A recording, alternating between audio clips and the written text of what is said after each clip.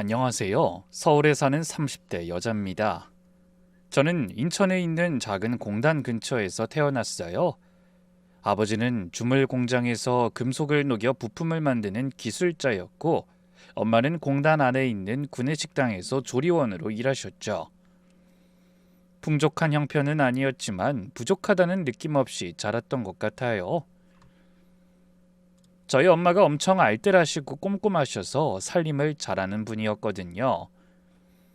아버지가 새벽에 나가시면 엄마가 저를 깨워서 밥을 먹이고 학교에 보내줬는데 그때는 그게 너무나 당연한 일상이었어요. 매일 아침 엄마가 현관에서 다녀와 하면 저는 신발 신으면서 다녀오겠습니다 하고 그게 하루의 시작이었어요. 그 당연한 게 한순간에 사라질 줄은 몰랐습니다. 초등학교 3학년 때 엄마가 교통사고로 돌아가셨어요. 어느 날 갑자기요. 아침에 학교 다녀오겠습니다 하고 나갔는데 집에 돌아오니까 아버지가 거실 바닥에 주저앉아 울고 계셨어요.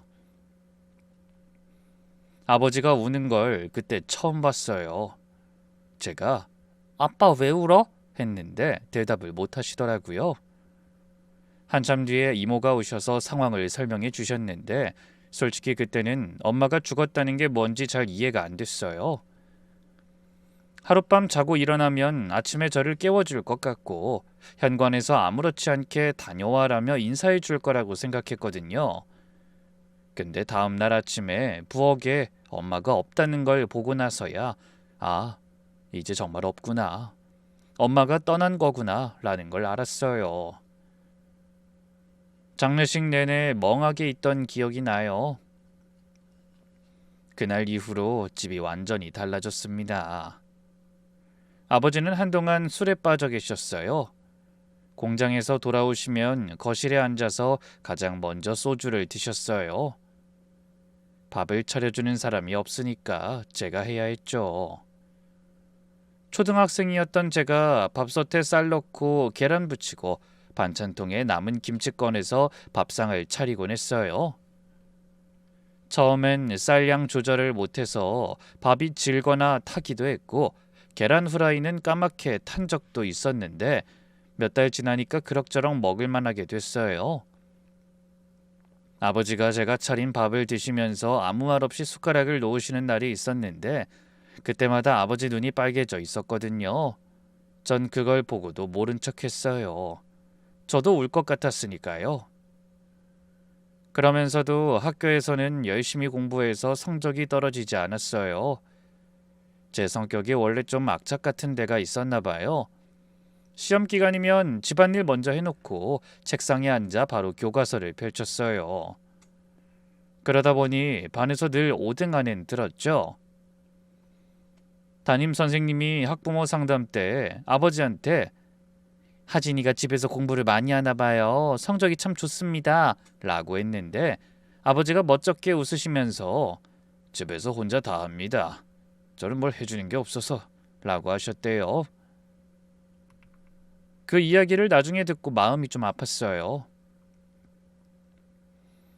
이후로 아버지는 공장에서 돌아오시면 식탁 위에 놓인 밥이랑 책상 위에 펼쳐진 참고서를 번갈아 보시면서 혼잣말처럼 어린 것이 밥도 하고 공부도 하고 참 기특하다 라고 하셨거든요. 그걸 문틈으로 들은 날 이불 속에서 한참을 울었던 기억이 나요. 엄마가 없으니까 제가 이 집을 지켜야 한다는 생각, 아버지한테 짐이 되면 안 된다는 생각, 그게 어린 마음에도 확실했던 것 같아요. 아버지가 새벽에 출근하시면 전 현관에 나가서 신발을 가지런히 놓아드렸어요. 아버지는 매번 제 머리를 한번 쓸어주시는 게 전부였는데 그게 저희 둘만의 깊은 인사였어요. 별다른 말은 없어도 그걸로 충분했죠. 그렇게 남은 초등학교와 중학교를 마칠 때까지 혼자 살림하고 공부하면서 보냈습니다. 친구들이 엄마 이야기를 할 때면 슬쩍 자리를 피했고 어버이날엔 카네이션 만드는 시간이 제일 싫었어요.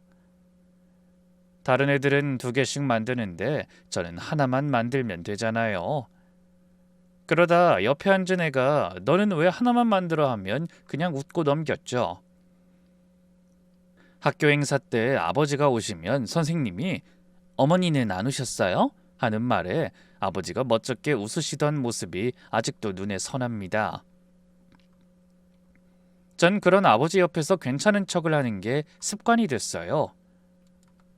시간이 지날수록 집안 살림에 익숙해져 갔고 제 생각엔 어느 정도 안정됐다고 생각했는데 아버지 눈에는 그게 안쓰러우셨나 봐요. 어린 딸이 밥하고 빨래하고 청소까지 하는 꼴을 매일 보면서 엄마가 필요하다고 생각하셨던 것 같아요. 그렇게 고등학교 1학년이 되던 해에 아버지가 재혼을 하셨어요. 동네 아는 분 소개로 만난 여자분이었는데 읍내에 있는 작은 사진관에서 사진 보정이랑 인화 작업을 하던 분이라고 했어요. 처음엔 아주머니는 제게 정말 잘해줬어요. 집에 처음 왔을 때 저를 보더니 어머, 딸이 이렇게 예쁘고 착하냐? 하면서 손을 꼭 잡아줬고요. 다음 날부터 반찬을 만들어서 집에 놀러 왔어요. 학교 갈 때도 도시락을 싸줬고 학교를 배웅해주면서 하진아 필요한 거 있으면 말해 아줌마가 다 해줄게 라고 했어요. 솔직히 경계심이 있었죠. 갑자기 나타난 사람이 잘해주니까 오히려 어색하고 불안하기도 했거든요. 근데 누군가 아침에 밥을 차려주고 학교 다녀오면 오늘 어땠어? 하고 물어봐 주는 게 너무 오랜만이니까 마음이 조금씩 열리더라고요. 저도 사람인지라 이 사람이 엄마가 되어주려나 보다 그런 기대가 슬쩍 생겼던 것 같아요. 어느 날은 아주머니가 제 머리를 따준 적이 있거든요. 거울 앞에 앉혀놓고 빗으로 머리를 넘기면서 하진이 머리카락이 참 보드랍고 예쁘다. 엄마 닮았나 보네. 하는데 그 말에 눈물이 날 뻔했어요. 엄마 이야기를 그렇게 들은 것도 그렇고 엄마가 돌아가시고 나서 누군가 저에게 그런 칭찬을 해준 게 처음이기도 했고요. 그때는 정말로 이 사람이 좋은 사람이라고 믿었어요. 그런데 재혼 신고를 하고 살림을 합치면서 아주머니, 아니 이젠 새엄마가 된 그 사람이 변하기 시작했습니다. 우선 가장 충격적이었던 건 새엄마와 새엄마의 전남편 사이에서 낳은 딸이 있었다는 거예요. 저보다 한참 어린 동생이었는데 재혼하면서 같이 데리고 들어온 거예요. 아버지한테서도 그 사람한테서도 한 번도 동생에 대해 들은 적이 없었거든요. 어느 날 갑자기 새엄마가 작은 여자아이와 함께 짐을 들고 우리 집 현관에 서 있고 새엄마가 이제부터 네 동생이야 잘 대해줘야 해 라고 하는데 당황스럽다는 말로는 부족했죠. 왜 미리 말을 안 했는지 난 어떻게 받아들여야 하는지에 대해 아무 설명도 없었어요. 그렇게 이복 동생이 들어온 뒤부터 집안 분위기가 확 달라졌어요. 새엄마가 저희를 차별하기 시작했거든요. 친딸한테는 학원도 보내고 예쁜 옷도 사주고 간식도 만들어줬는데 저한테는 아예 밥을 안 차려줬어요. 아버지가 출근하고 나면 식탁에 제 자리는 없었죠. 새엄마랑 이복 동생은 식탁에 앉아서 밥을 먹고 있고 저는 뒤늦게 방에서 나왔다가 그 모습을 본 거예요. 저도 밥 주시면 안 돼요? 라고 했더니 새엄마가 눈도 안 마주치고 배고프면 알아서 해먹어 라고 하는 거예요. 처음에는 실수인가 싶었는데 다음 날도 그 다음 날도 똑같았어요. 그게 실수가 아니라 의도라는 걸 알기까지 오래 걸리지 않았죠. 게다가 집에서 생활하며 눈도 마주치지 않았어요. 제가 거실에 나와 있기라도 하면 너 공부 안 하니? 방에 들어가 있는 게 어때? 라면서 눈치를 줬죠.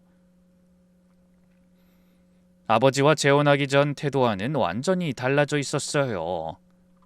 게다가 같은 집에 사는데 제 방은 제일 작은 다용도실을 개조한 곳이었어요. 원래 제가 쓰던 방은 이복 동생한테 갔고 저는 세탁기 돌리던 그 좁은 방에 간이 침대를 넣고 잤어요. 벽이 얇아서 옆에서 세탁기 돌아가는 소리가 그대로 들렸고 겨울에는 난방이 제대로 안 돼서 이불을 2겹씩 덮어야 했어요. 이복 동생 방에서는 매일 새엄마가 같이 수다를 떠는 소리가 들렸는데 그 소리를 들으면서 잠드는 게 제일 힘들었어요. 문제는 이게 전부 아버지가 보지 않는 데서만 벌어졌다는 거예요. 아버지가 퇴근하시면 새엄마는 완전히 다른 사람이 됐어요. 여보, 하진이 오늘 시험 잘 봤더라. 내가 싸준 도시락 먹고 힘이 났나 봐. 라면서 다정한 새엄마 행세를 했거든요. 아버지는 그래? 고마워. 당신 덕분에 내가 마음이 놓여. 하시면서 웃으셨고요. 식탁에 넷이 앉아 밥을 먹을 때만큼은 평범한 가족 같았어요. 근데 그게 아버지 앞에서만 하는 연기라는 걸 저만 알고 있었죠. 그러다 보니 아버지도 이복 동생이 저보다 어리다는 이유로 방을 양보하라고 하셨던 거고요. 저는 새엄마에 대해서 아버지한테 말하지 않았어요. 왜냐하면 아버지가 오랜만에 웃는 모습을 봤거든요. 엄마 돌아가시고 나서 몇 년 동안 거의 웃지 않던 아버지가 재혼하고 나서는 저녁에 다 함께 TV를 보면서 웃기도 하시고 주말에 장을 보러 가면서 콧노래를 흥얼거리시기도 했어요. 새엄마 때문이라도 아빠가 행복한 거면 내가 좀 참으면 되지 않을까. 아버지가 걱정할까봐 아버지의 그 웃음을 빼앗기가 싫어서 입을 다물었어요.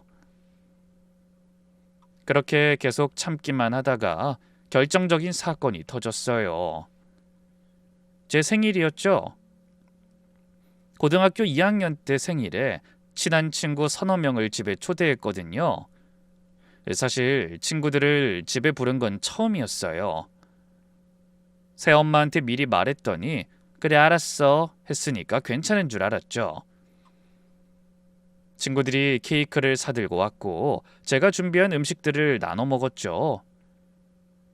그렇게 거실에서 다 같이 촛불 불고 노래를 부르고 있었어요. 너무 행복했어요. 오랜만에 생일다운 생일이었으니까요. 그때 제가 자연스럽게 방에 있던 새엄마를 찾아가 엄마 케이크 좀 드실래요? 라고 말했어요. 평소에도 엄마라고 부르긴 했거든요. 새엄마가 저희 집에 온 날부터 그렇게 하기로 했었고요. 그런데 제가 그렇게 부르는 순간 새엄마 표정이 싸늘하게 변했어요. 그러더니 거실에 있는 친구들한테까지 들리게끔 이렇게 말했습니다. 남들 앞에서 날 엄마라고 부르지 마. 민망하게. 난 너 엄마 아니야. 알겠니? 한순간 거실이 조용해졌어요. 당황해서 돌아보니까 친구들 표정이 어색하게 굳어 있었고 아무도 말을 못하고 있었어요. 저도 얼굴이 빨개져서 아무 말도 못했고요. 친구들은 분위기가 이상해지니까 하나둘씩 가방을 챙겼고 한 친구가 나가면서 제 손을 살짝 잡아줬는데 그 손이 엄청 떨리던 기억이 나요. 저한테 무슨 말을 해야 할지 모르겠다는 표정이었죠. 다 돌아가고 나서 빈 거실에 혼자 앉아 있었어요. 케이크는 한 조각도 못 먹었고 촛불이 다 녹아서 크림 위에 눌어붙어 있었어요. 그날 밤 아버지가 퇴근하셨을 때 저는 그간 참아온 것들을 전부 말했어요. 일부러 제 밥만 안 차려준 것, 저한테 집에 있을 땐 방에만 있으라고 했던 것, 친딸만 편애하는 것, 그리고 오늘 제 생일에 친구들 앞에서 있었던 일까지. 아버지는 소파에 앉아서 한참을 듣고 계셨어요. 표정이 어두워지긴 했는데 제가 기대한 반응은 아니었어요. 그래도 어린인데 좀 참아라. 아빠가 중간에서 잘 해볼게. 너도 노력해. 그 순간 아버지한테도 기댈 수 없다는 걸 알았어요. 중간에 선다는 건 결국 아무 편도 안 드는 거고, 아무 편도 안 든다는 건 새엄마 입장을 거드는 거랑 다를 게 없다는 걸 알았죠. 아버지는 제가 구박받고 있는 걸 알면서도 새엄마한테 뭐라고 한마디 하는 대신 저한테 참으라고 했어요. 그간 엄마를 잃고 살림을 도맡아 한 딸한테요. 그날 이후로 저는 완전히 입을 닫았습니다. 이 집에서 저는 식구가 아니구나. 그걸 확실히 알았으니까요. 아버지한테 말해봐야 아무것도 달라지지 않는다는 걸 안 뒤로 쥐죽은 듯이 지냈어요. 새엄마 눈에 안 띄려고 학교 끝나면 바로 방에 들어갔고, 밥은 알아서 해먹었고, 말도 최소한으로만 했어요. 새엄마는 제가 조용히 있으니까 오히려 편하게 생각하는 눈치였고, 아버지는 요즘 하진이가 사춘기인가 보다 정도로만 생각하셨던 것 같아요. 그렇게 고등학교 마지막 학기가 끝나자마자 짐을 쌌습니다.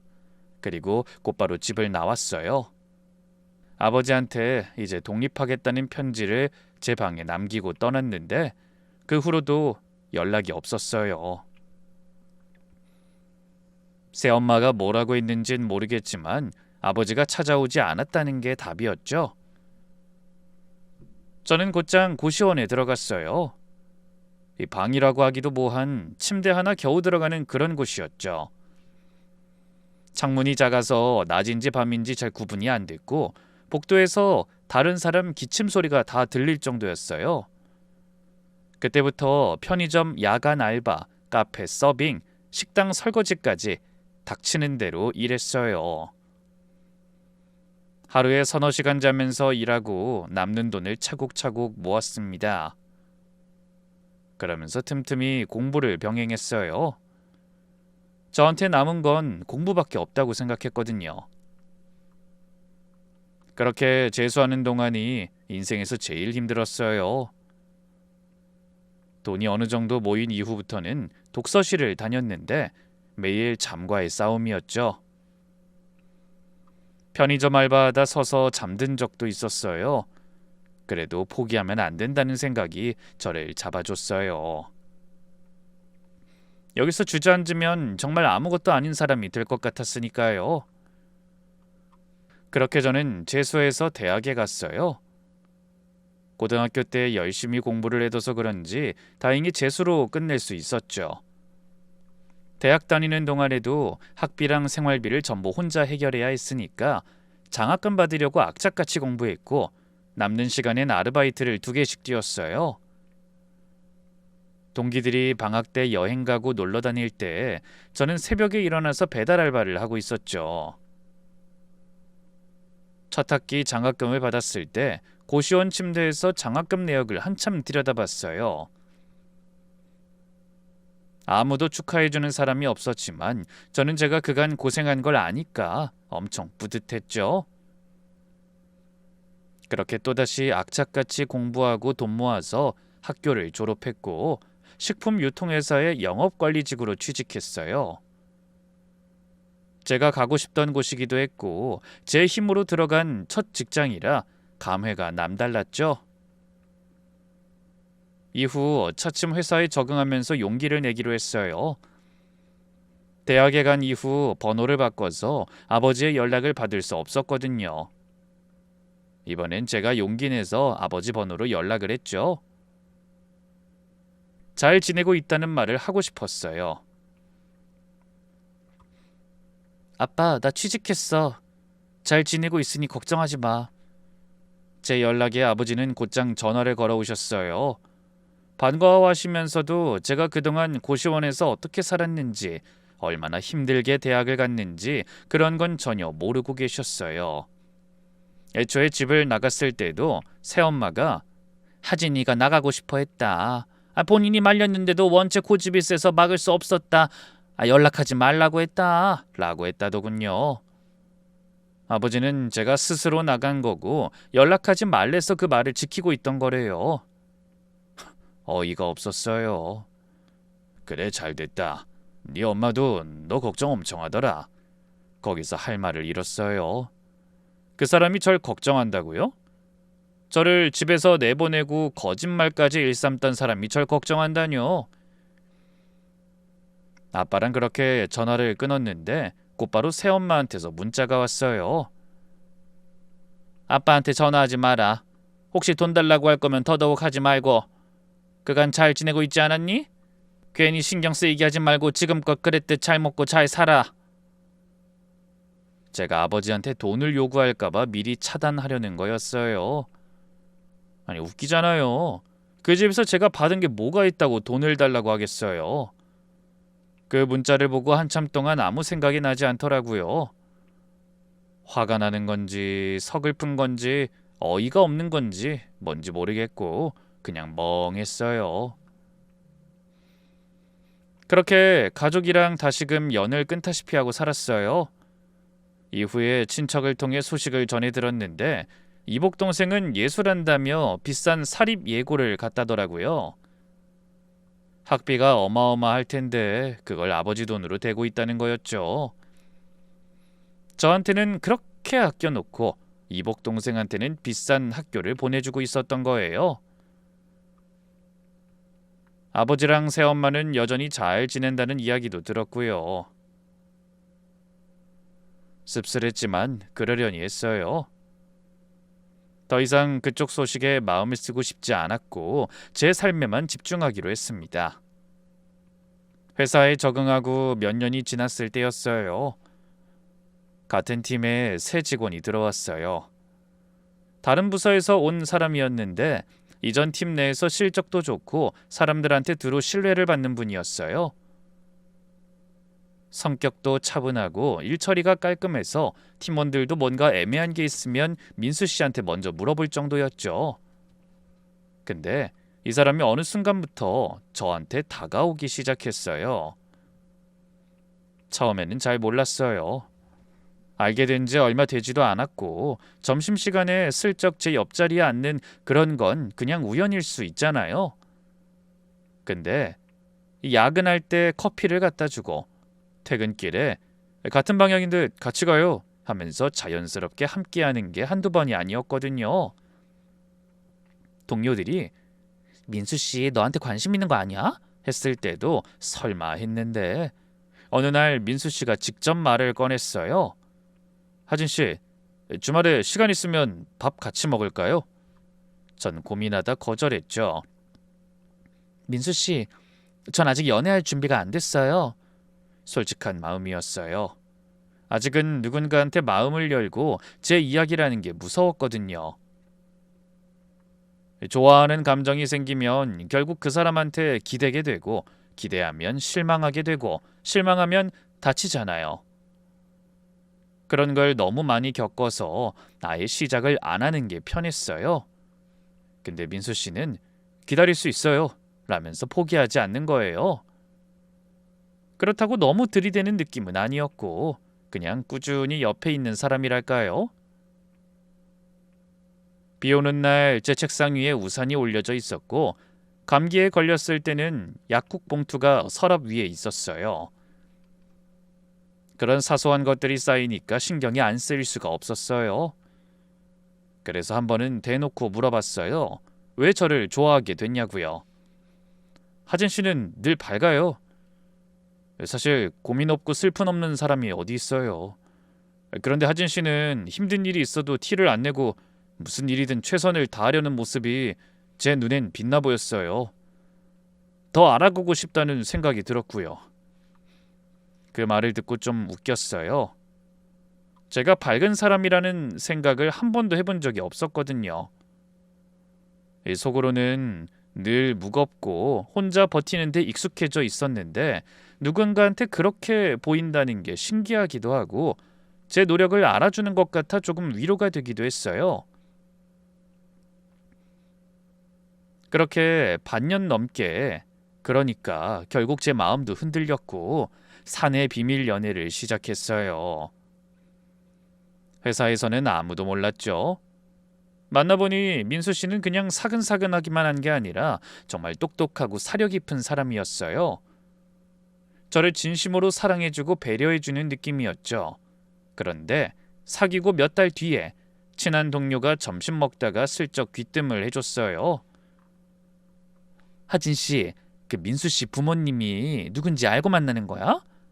바로 우리 회사 사장님이라고. 이거 1급 비밀이야? 처음엔 농담인 줄 알았어요. 아니, 사장 아들이 왜 직원들이랑 똑같이 구내 식당에서 밥 먹고 야근까지 하고 앉아 있어요? 근데 알아보니까 정말이었어요. 민수 씨의 부모님이 이 회사의 오너 부부였던 거예요. 그걸 알았을 때 머릿속이 하얘졌어요. 고시원에서 컵라면 먹으며 시작한 저랑 회사 사장의 아들. 같은 팀에서 같은 일을 하고 있었지만 우리는 서 있는 바닥 자체가 다른 사람이었던 거잖아요. 민수 씨 집안을 알고 나서 며칠을 고민했어요. 밤에 잠도 안 와서 내내 뒤척이다가 결론을 내렸습니다. 그만 만나야겠다고. 결국 퇴근 후에 민수 씨를 불러서 헤어지자고 말했죠. 민수 씨가 왜 헤어지고 싶냐고 물었을 때 저는 돌려 말할 여유가 없었어요. 나는 부모 얼굴도 못 내미는 사람이야. 고시원에서 시작해서 여기까지 온 거고 뭐 하나 내세울 게 하나도 없어. 그러니 당신과 난 아무리 생각해도 안 맞는 것 같아. 안 봐도 끝이 뻔한 만남이야. 솔직한 마음이었어요. 좋아하는 감정만으로 되는 게 아니잖아요. 현실이라는 게 있으니까. 민수 씨가 한참 됐더니 이렇게 말했어요. 내가 부모님 잘 만난 건 내가 한 게 아니잖아. 그걸로 사람을 줄 세우는 건 옳지 않아. 그래도 쉽게 마음이 풀리지 않았어요. 자격지심이라고 해야 하나? 아니면 현실 감각이라고 해야 하나? 이 사람이 아무리 좋아도 결국 결혼이라는 단계가 오면 시부모님이 며느리 집안을 따질 거잖아요. 고시원 출신의 가족이랑 연 끊긴 여자를 어느 사장님 부부가 며느리로 받아주겠어요. 그 두려움이 자꾸 올라왔어요. 하진아, 네가 어떤 환경에서 왔든 지금 여기 서 있는 건 너야. 나는 지금의 너를 좋아하는 거고 부모님한테도 지금의 너를 소개하고 싶은 거야. 이런 걸로 흔들리지 말자 우리.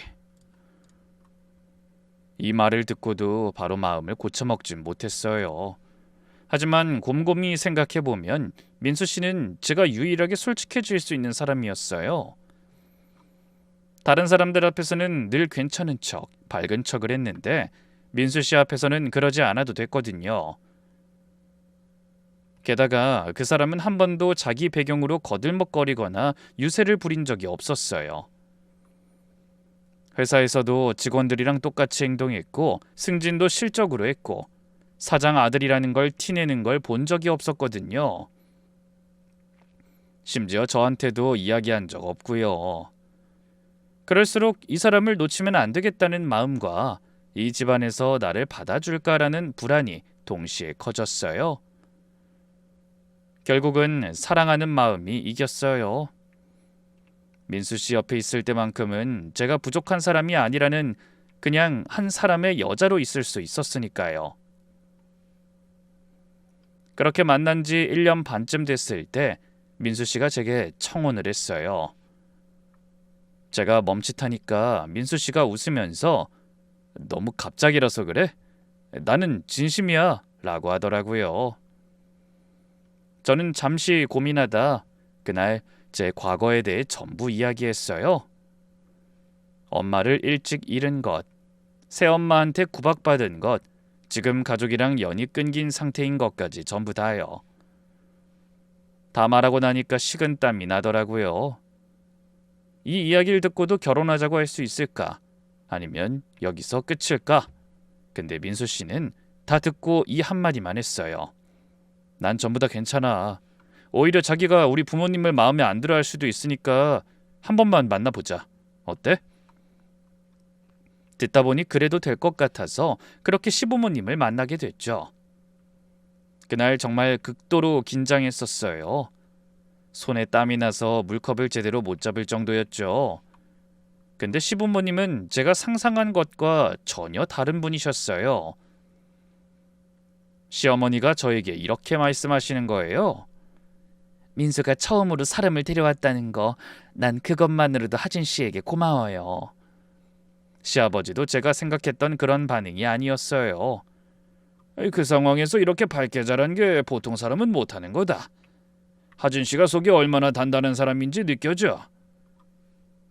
전 내세울 집안이 없습니다. 라는 제 말에 시어머니는 집안이 사람을 만드는 게 아니라 사람이 집안을 만드는 거예요. 라고 하셨고요. 그 말을 듣는데 눈물이 확 올라왔는데 꾹 참았어요. 그렇게 저희는 그 자리에서 결혼 허락을 받았습니다.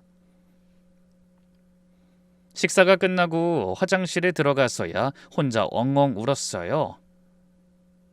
힘들게 여기까지 왔는데 이런 사람들이 저를 받아준다는 게 너무 감사했어요.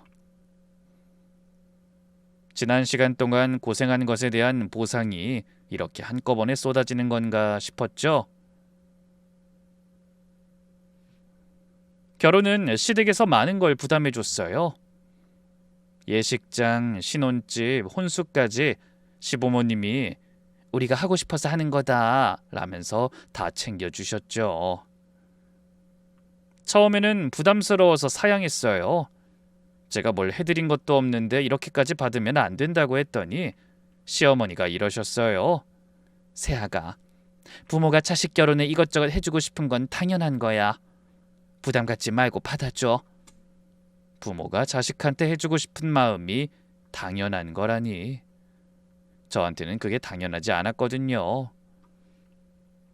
저에게 그 말이 얼마나 크게 들렸는지 시어머니는 아마 모르셨을 거예요. 결혼식에 친정 쪽 사람은 부르지 않았어요. 아버지한테도 알리지 않았고요. 그래서 저희 쪽 하객석은 직장 동료들이랑 대학교 때 친구 몇 명이 채워줬어요. 식장에서는 신랑 아버지가 대신 제 손을 잡고 함께 걸어주셨는데 그게 너무 감사했어요. 나중에 들으니까 시아버지가 내가 대신 걸어도 되겠냐? 라고 민수 씨한테 먼저 물어보셨다고 해요.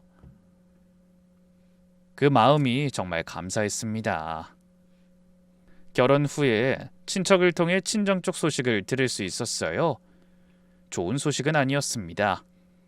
이복 동생이 예술을 하겠다며 비싼 학교를 다녔는데 졸업 후에는 일을 하지 않고 사고만 쳤다더라고요.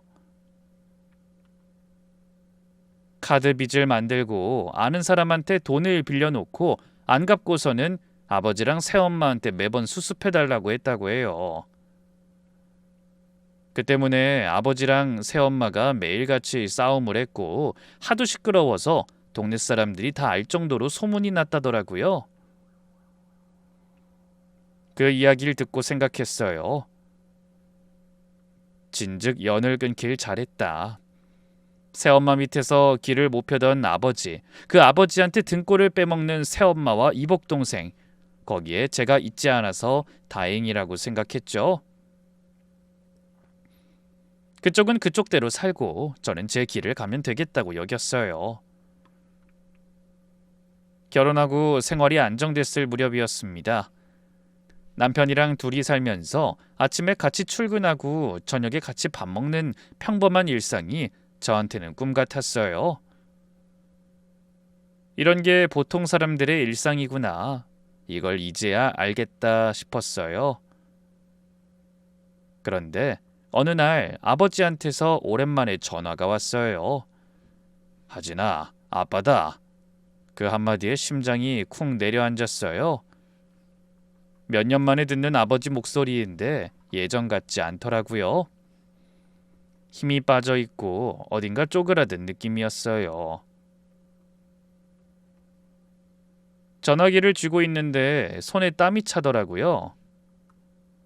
들어보니 아버지는 공장에서 일하다 다리를 크게 다치셔서 일을 못하는 상태라고 했어요.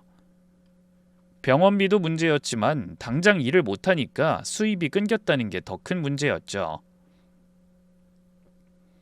새엄마는 아버지가 다쳤는데도 오히려 어떻게든 돈을 구해와라 라며 다그치고 있다는 거예요.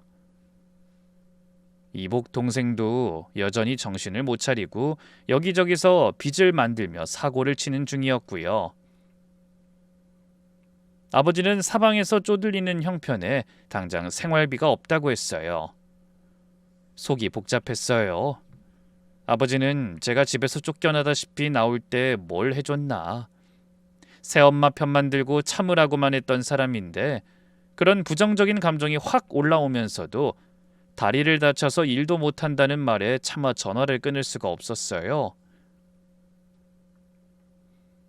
아버지 목소리에서 제게 전화한 것 자체가 부끄러운 것 같은 느낌이 났거든요. 말끝마다 미안하다를 붙이시는데 그 미안하다가 정말 저한테 하는 건지 아니면 그냥 습관인 건진 모르겠지만요. 결국 돈을 보냈습니다. 많은 금액은 아니었지만 당장 한두 달은 생활할 수 있을 정도로요. 이거 새엄마한텐 비밀로 해주세요. 전화를 끊고 나서 소파에 앉아 있는데 남편이 옆에 오더니 아무 말 없이 제 어깨에 손을 올려줬어요. 이것저것 물어보고 싶었을 텐데 참아준 거겠죠. 그날 밤 잠이 잘 오지 않았어요. 이상하게 불안하더라고요. 아버지한테 돈을 보내고 나서 한동안 연락이 없었어요. 그래서 그냥 급한 불만 끄신 거구나 하고 넘어갔죠. 근데 2달쯤 지나니까 다시 전화가 왔어요. 이번엔 말투가 더 쪼그라들어 있었어요. 하진아, 그 아빠가 또 부탁 하나만 해도 되겠냐? 다리는 좀 나아지고 있는데 병원비가 밀려 있다고 했어요. 또 보냈습니다. 그 다음 달에도 전화가 왔어요. 이번엔 보일러가 고장났다. 고칠 돈이 없다. 또 보냈어요. 그 다음에는 이복 동생이 어딘가에서 빌린 돈 독촉이 아버지한테 오고 있다. 당장 갚아야 한다. 그것도 별말 없이 보냈어요. 보내면서도 알고 있었어요. 이 돈이 아버지 손에 남지 않을 거라는 걸요. 아버지가 전화할 때마다 뒤에서 새엄마 목소리가 살짝 들렸거든요. 직접 대놓고 들리는 건 아닌데 전화 끊기 직전에 뭐래? 하는 소리가 스쳐갈 때가 있었어요. 한 번은 아버지가 전화하다가 수화기를 제대로 안 가렸는지 새엄마가 옆에서 얼마 보내준대? 라고 묻는 소리가 그대로 들렸어요. 그 순간 머릿속이 하얘졌어요. 아, 이건 아버지가 필요해서 전화한 게 아니라 새엄마가 시킨 거구나. 새엄마가 아버지를 시켜서 저한테 돈을 빼내고 있는 거였어요. 아버지는 중간에서 전달자 역할을 하고 있었던 거겠죠. 다리를 다쳐 일도 못하는 사람한테 말이에요. 그걸 알면서도 차마 아버지한테 직접적으로 따지지 못했어요. 아버지가 불쌍하기도 했고 괜히 긁어 부스럼해서 일을 복잡하게 만드는 건 아닌가 싶어서요. 매번 전화를 받을 때마다 아버지한테 화가 나면서도 끊지 못하는 제 자신한테 더 화가 났죠. 어느 날 참다 못해 말했어요. 아빠, 새엄마랑 이혼해요. 아빠가 왜 그 사람한테 그렇게 끌려다녀요? 다리도 불편하다면서 매번 돈 구해오라는 소리 듣고 사는 게 말이 돼? 아버지는 한참 말이 없더니 그래도 네 엄마인데 그렇게 말하면 안 되지 라고 하시더라고요. 그 한마디에 머릿속에서 뭔가가 턱하고 끊어지는 느낌이었어요. 그 사람은 내 엄마가 아니야. 엄만 돌아가셨어. 날 구박하고 엄마라 부르지도 못하게 한 사람이 왜 내 엄마야? 아버지는 아무 대답도 하지 못했어요. 아빠, 다신 연락하지 마요. 나도 더 이상은 못하겠어. 전화를 끊는데 곧바로 눈물이 나더라고요. 화가 나서 우는 건지 아버지가 불쌍해서 우는 건지 아니면 결국 이렇게밖에 안 되는 관계가 서러워서 우는 건지 구분이 안 됐어요. 남편이 거실에 나왔는데 제 얼굴을 보고 아무 말 없이 옆에 앉아줬어요. 괜찮아? 한마디만 하고 제가 울음을 멈출 때까지 기다려줬어요. 나 이젠 정말로 가족이 없는 사람이야 라고 했더니 민수 씨가 나랑 우리 부모님이 있잖아. 우리가 가족이지 라고 하더라고요. 그 말이 위로가 되면서도 한편으로 아버지에겐 끝내 그런 말을 듣지 못했다는 게 씁쓸했어요. 며칠 동안은 제가 아버지한테 마지막으로 했던 말이 자꾸 맴돌았어요. 다시는 연락하지 말라고 한 건 제 입에서 나온 말인데 그 말을 한 제가 왜 이렇게 힘든 건지 모르겠더라고요. 여러 복합적인 감정들이 다 뒤섞여서 뭐가 뭔지 알 수가 없었어요. 그렇게 아버지랑 연락을 끊은 후로 이번엔 새엄마가 직접 나섰어요. 아버지에게서 제 번호를 알아냈는지 모르는 번호로 전화가 왔는데 받아보니 새엄마였어요. 예전에 아버지 앞에서 착한 척할 때의 부드러운 말투는 온데간데 없고 짜증이 잔뜩 섞인 톤, 제가 알고 있던 그 목소리로 바로 본론을 꺼냈어요. 하진아, 잘 지내지? 일 열심히 하고 있다며? 다른 게 아니라 네 동생이 지금 상황이 좀 안 좋아서 그런데 네가 언니로서 좀 도와줘야 하지 않겠냐? 아무리 그래도 가족인데. 가족이라는 말이 웃겼어요. 제가 그 집에서 가족이었던 적이 있었나요? 이제 와서 연락하는 게 웃기지 않냐며 거절했더니 이번엔 다른 핑계를 대더라고요. 아버지가 많이 아프다. 수술비가 필요하다. 또 거절하니까 집안 사정이 안 좋다. 너라도 좀 보태줘라. 전부 돈 이야기였어요. 제가 좋은 회사에 다니면서 돈을 잘 번다고 생각한 것 같더라고요. 정확히 어떤 회사인지 얼마를 버는지는 모르지만 아버지한테서 들은 단편적인 정보로 돈이 있는 사람이라고 판단한 거죠. 불행 중 다행인지 시댁이 어떤 집안인지는 전혀 모르는 것 같았고요. 제가 계속 거절하니까 새엄마의 본색이 나왔어요. 목소리가 변하더니 익숙한 욕설이 나오기 시작했죠. 너 왜 이렇게 고자세로 구니? 부탁받는 입장이니까 네가 뭐라도 된 것 같아? 하긴 네 엄마도 너 같은 딸이 있으니까 일찍 간 거야. 하다못해 돌아가신 친엄마를 끌어들인 거예요. 세상에, 그런 말을 어떻게 해요? 눈이 돌아서는 저주까지 퍼붓더라고요. 너 같은 인간 치고 잘 되는 꼴 못 본다. 천벌 받을 거다. 듣고 있으면서 손이 떨렸어요. 화가 나서가 아니라 이 사람이 아직도 이렇게 제 인생에 들어올 수 있다는 사실이 끔찍했어요. 전화를 끊고 나서 녹음 파일을 확인했습니다.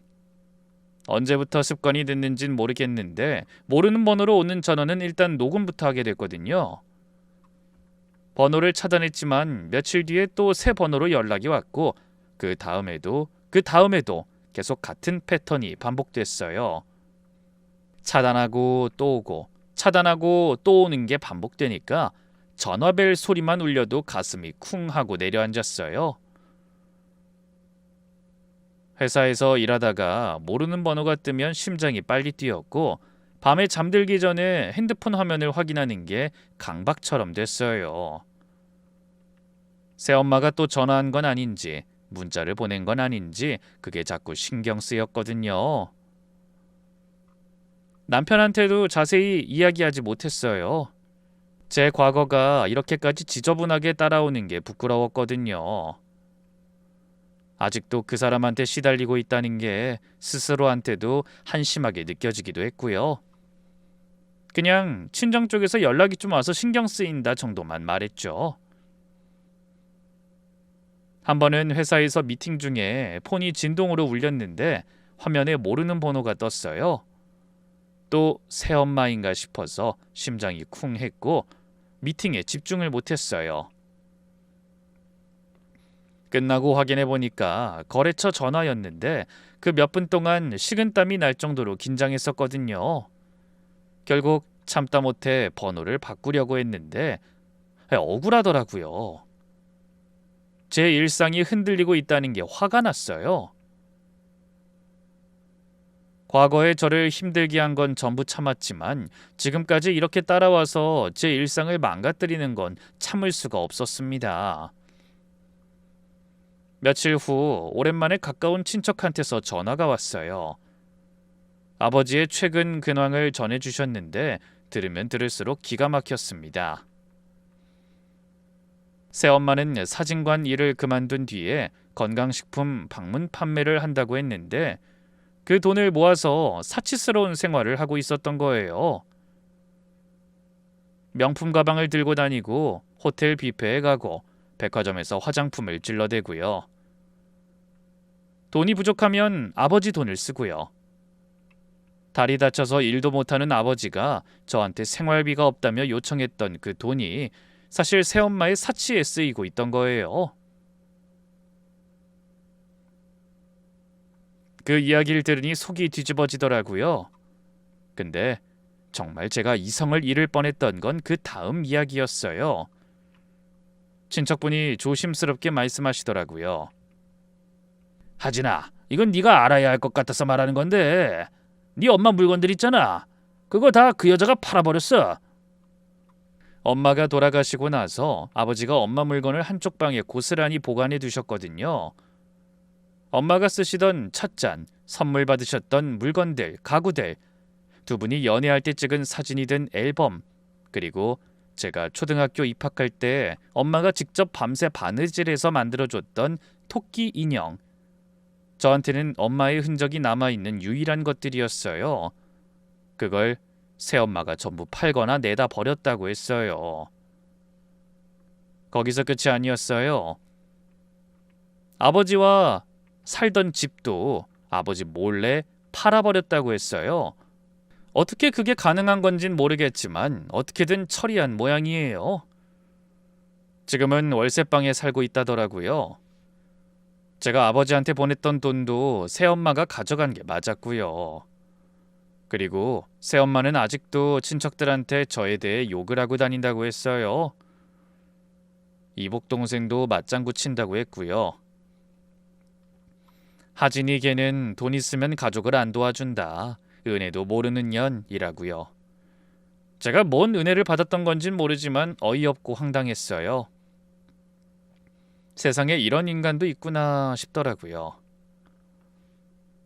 이젠 정말 참을 수 없었어요. 돌아가신 엄마의 유품까지 버린 건 참을 수 있는 선을 완전히 넘은 거였어요.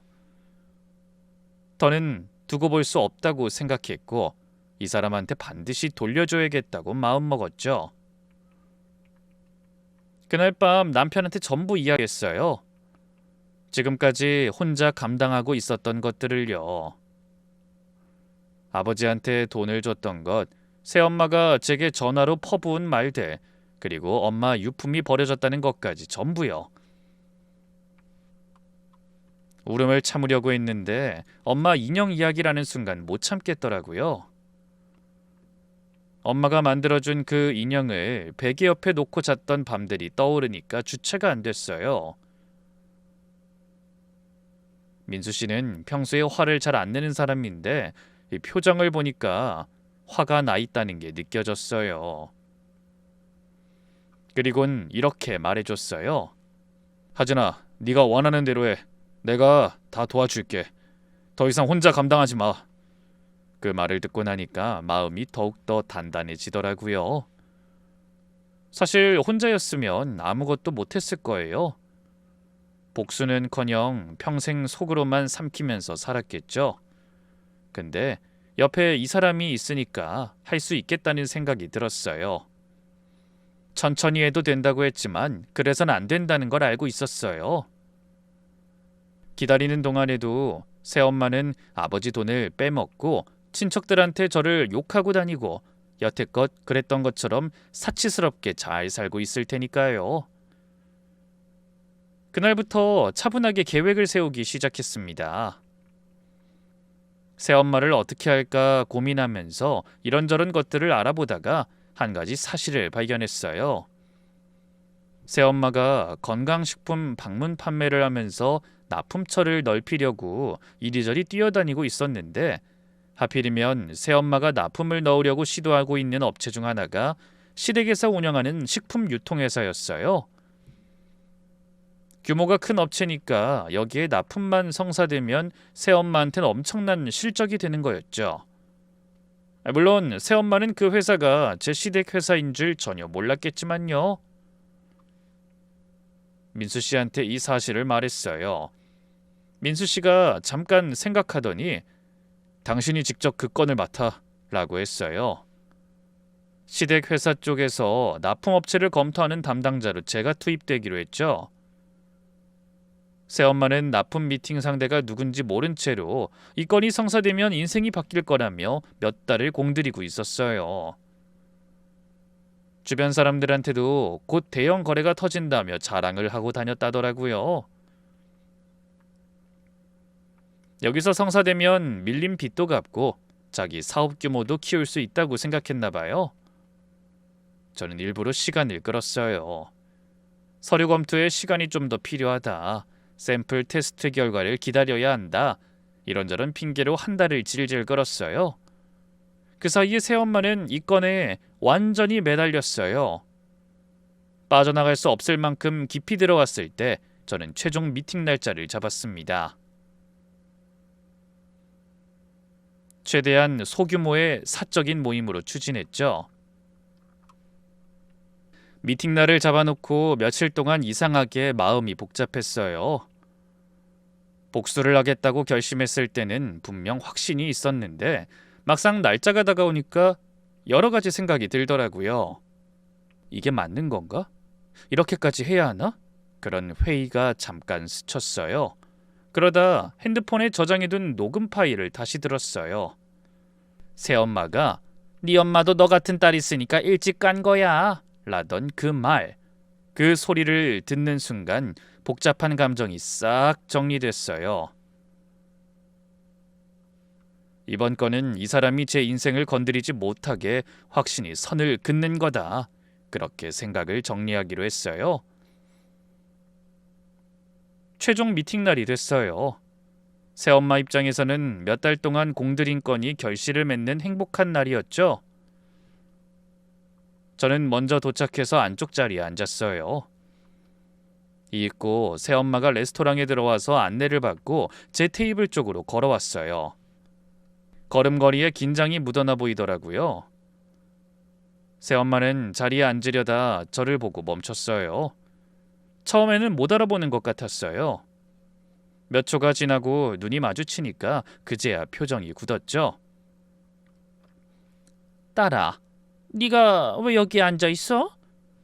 친구들 앞에서 엄마라 부르지 말라고 했던 그 사람이 지금 저한테 딸이라고 부르고 있었어요. 코웃음이 났죠. 여보세요, 아줌마. 왜 제가 당신 딸이에요? 새엄마 얼굴이 하얘졌어요. 주변을 두리번거리면서 상황을 파악하려고 했지만 이미 이해했을 거예요. 자기가 몇 달을 매달린 그 납품건의 결정권자가 저라는 걸요. 서류 파일을 테이블 위에 올려놓고 말했어요. 이 납품건 불가입니다. 업체 검증 결과 기준 미달이에요. 새엄마가 손을 엄청 떨기 시작했어요. 몇 달을 매달린 건이 한 문장으로 끝난 거잖아요. 다른 영업도 다 멈추고 여기에만 올인했는데 주변 사람들한테 자랑까지 해놨는데 그게 눈앞에서 무너진 거예요. 새엄마가 자리에서 일어나면서 매달리기 시작했어요. 잠깐만 하진아. 이거 다시 한 번만 검토해 줄 수 없겠니? 제발. 이거 아니면 나 정말 안 돼. 엄마를 봐서라도 제발. 그 말에 저는 오래 참아뒀던 말을 하기로 했어요. 아줌마, 남들 앞에서 엄마를 부르지 말라고 해놓고 이젠 돼요? 고등학교 2학년 제 생일날 친구들 앞에서 그 말한 거 기억은 나요? 전 아직도 기억나거든요. 아니, 아줌마가 제게 했던 그 모진 말들 전부 다요. 새엄마가 입을 다물었어요. 우리 엄마 유품 다 버리셨죠? 아빠 집도 몰래 파셨고 제가 아빠한테 보낸 돈도 전부 가져가셨잖아요. 아빠 다리 아픈 거 뻔히 알면서 돈 가져오라고 다그치는 게 인간이 할 짓 맞아요? 지금까지 저한테 한 짓이 얼마나 뻔뻔하고 끔찍했는지 스스로 돌아보세요. 그게 저의 대답입니다. 새엄마는 눈이 흔들리더니 고개를 숙였어요. 변명을 하려다가 입만 벌렸다 닫았다를 반복했어요. 그리고는 소리내면서 울더라고요. 그 눈물이 미안해서 우는 건지 납품건이 날아가서 우는 건지 저는 구분할 수 있었어요. 이 사람은 제 앞에서 한 번도 진심으로 미안해한 적이 없었으니까요. 주변 테이블에서 사람들이 슬슬 쳐다보기 시작했고 새엄마는 시선을 의식하면서 더욱더 쪼그라들었어요. 다시는 저한테 연락하지 마세요. 아빠한테도 손 떼고요. 말 듣지 않으면 이 일에 다시는 발 못 붙이게 할 수도 있습니다.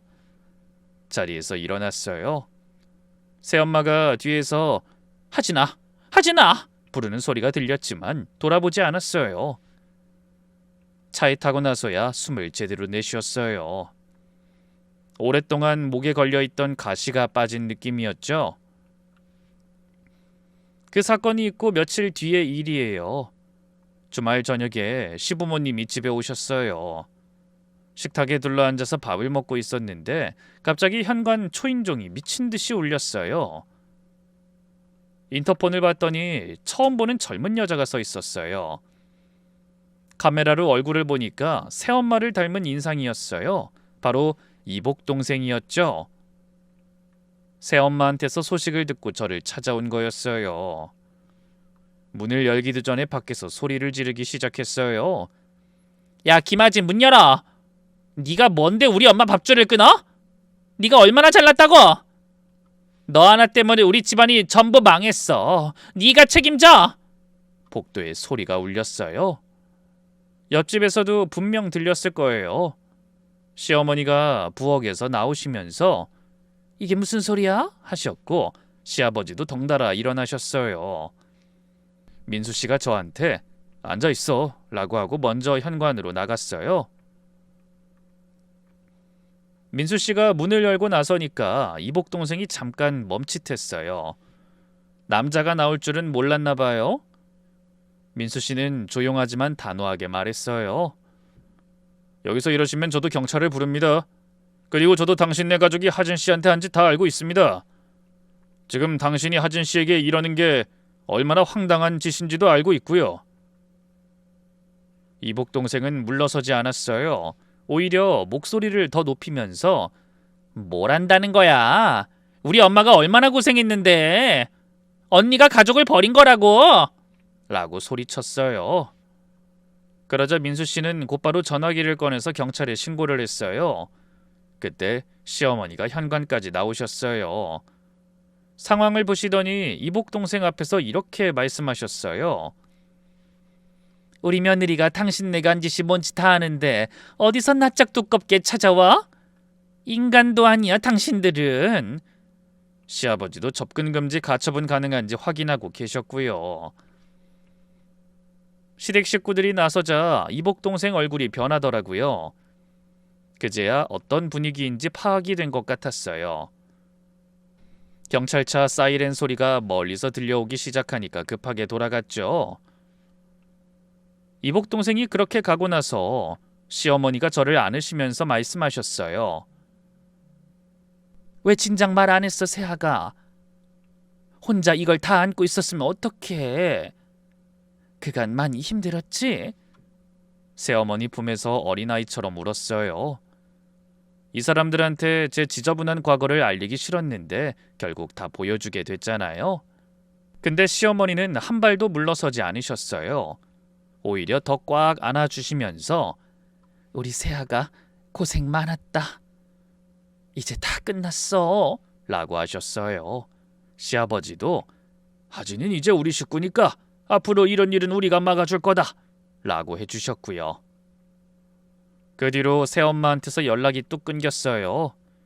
이복 동생도 마찬가지였고요. 시댁에서 보여준 벽이 워낙 단단했으니까 더 덤빌 엄두를 못 냈겠죠. 끝인 줄 알았는데 예상 못한 일이 하나 더 있었어요. 어느 날 퇴근하고 집에 왔더니 아파트 현관 앞에 아버지가 서 계셨어요. 이번엔 얼굴이 달랐어요. 돈을 달라는 표정이 아니었어요. 뭔가 각오한 사람의 얼굴이었죠. 아버지가 손에 낡은 쇼핑백 하나를 저한테 내밀었어요. 이거 일찍이 너한테 줘야 하는 건데 이제야 가져왔다. 미안해.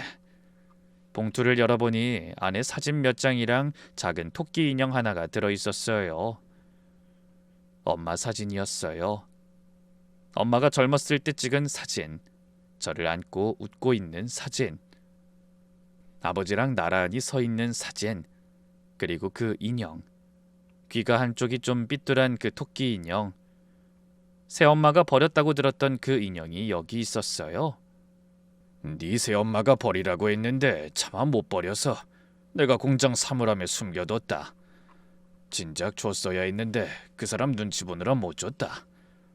하지나 내가 그간 너한테 했던 몹쓸 짓들 다 깨달았고 뉘우치고 있어. 미안하다.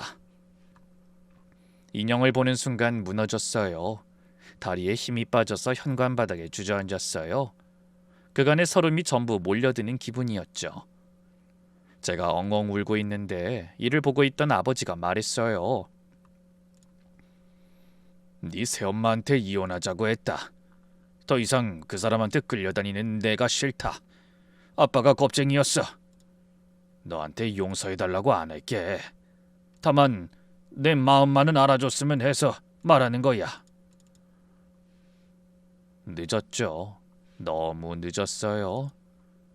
제가 혼자 고생하고 외로움에 몸부림치던 그때 이 말을 들었어야 했어요. 근데 늦었어도 이 인형을 지켜준 것만큼은 저와 엄마를 완전히 잊은 건 아니었구나. 그건 인정할 수밖에 없었어요. 그래서 아버지가 원망스러우면서도 그냥 미워하기만 할 수는 없더라고요. 아버지도 아버지 나름대로 괴로웠던 거겠죠. 다만 그 괴로움을 행동으로 바꿀 용기가 없었던 거고요.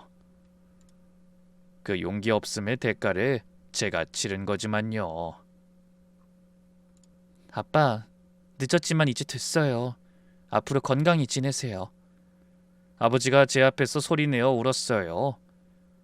제가 기억하는 한 아버지가 제 앞에서 운 건 엄마 돌아가셨을 때 이후로 처음이었어요. 저는 인형을 가슴에 안고 있었고 아버지는 현관 앞에서 울고 있었어요. 둘 다 한참을 그렇게 있었습니다. 이후 아버지는 정말로 새엄마와 이혼했어요. 지금 저랑 아버지는 아주 간간히 연락만 하는 사이가 됐어요. 명절이나 아버지 생신쯤에 짧은 전화 한 통 하는 정도였죠. 아버지를 향한 원망이 완전히 사라진 건 아니에요. 솔직히 아직도 가끔 서운한 마음이 올라와요. 근데 아버지가 엄마 인형을 몰래 지켜줬다는 것 하나로 최소한의 정은 남겨둔 거예요. 그 정도면 충분해요. 그 이상을 바라면 또 실망할 테니까요. 새엄마와 이복동생은 연락이 완전히 끊겼어요. 어떻게 살고 있는지도 모르고 알고 싶지도 않아요. 그 사람들은 그냥 제 인생에서 지나간 사람들이에요. 미워하는 것도 에너지니까 그 에너지를 거기에 쓰고 싶지 않더라고요. 지금은 남편이랑 시부모님이랑 잘 지내고 있어요. 시어머니는 가끔 전화하셔서 새아가 밥은 잘 먹고 다니냐? 라고 물어보시는데 그 전화가 올 때마다 마음이 따뜻해져요. 가족과 함께하는 일상이 저한텐 가장 큰 선물이에요.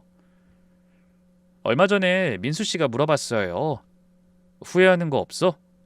잠깐 생각해봤는데 정말로 없더라고요. 새엄마한테 복수한 것도 아버지한테 선을 그은 것도 다 제가 선택한 거고 그 선택 덕분에 지금 이렇게 편안하게 살 수 있는 거니까요. 가끔 엄마 산소에 가요. 아버지가 지켜준 인형을 옆에 놓고 엄마, 나 이제 괜찮아 라고 말해요. 바람이 불면 토끼 인형의 삐뚤한 귀가 흔들리는데 엄마가 고개를 끄덕이는 것 같기도 해요. 괜찮냐고요? 네, 이젠 정말 괜찮아요.